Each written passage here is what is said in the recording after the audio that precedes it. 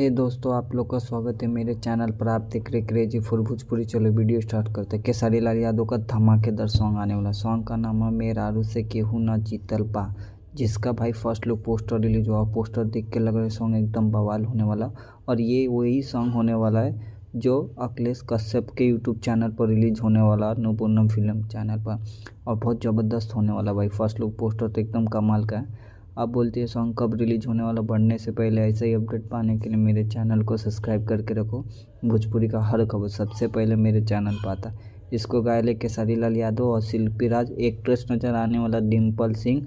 और इसको लिखे अखिलेश कश्यप। और इसके म्यूजिक डायरेक्टर है रोशन सिंह। और ये सॉन्ग का सिर्फ फर्स्ट लुक पोस्टर आला। ये सॉन्ग का अभी तक ले मेरे पास रिलीज डेट ना आला। जैसे मेरे पास रिलीज डेट आता है उसके ऊपर वीडियो बना के आप लोग को अपडेट दे दूँगा। और ये सॉन्ग बहुत जल्द रिलीज होने वाला।